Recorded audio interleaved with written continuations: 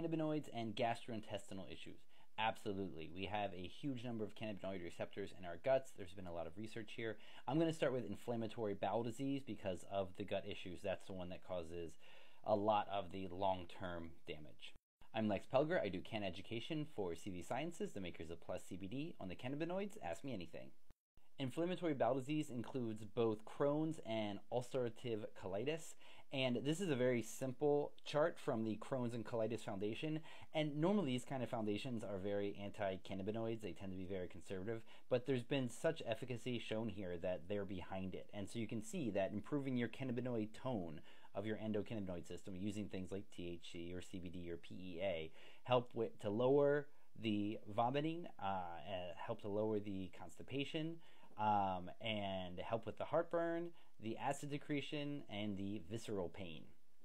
To see the collected data on the subject, this is an excellent review paper, and as it says in the beginning, the estimates of people with IBD who are using cannabinoids ranges from 15% to 40%.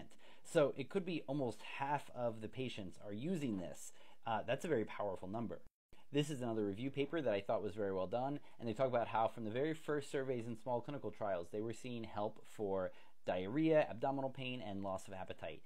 The funny part is, oftentimes they don't see the inflammatory markers lowering, but people are saying how much this helps them. For instance, this survey is one of very, very many. To see them all collected, you can go to the CVResearch.info page, nausea and gut disorders, where I collected everything. But in this survey, 85% of the people who used cannabis or cannabinoids said that it helped them. For how this works, a lot of research has been done on the biochemistry of what's happening in the guts. And across the intestines, you have the cannabinoid receptors working via the immune cells and other cells of the intestinal wall. And adding cannabinoids like THC or CBD help with the inflammation and bowel mobility and the pain and the oxidative stress that's going on in there.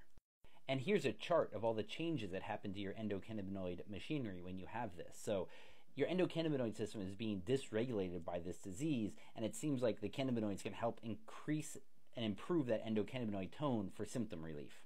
And finally, you can't talk about the guts without talking about the microbiome. And while I wish that literature was more robust, a lot has been done, and we know that somehow the cannabinoids seem to be helping the microbiome, especially to restore balance when it is thrown out of whack by inflammatory bowel diseases like this.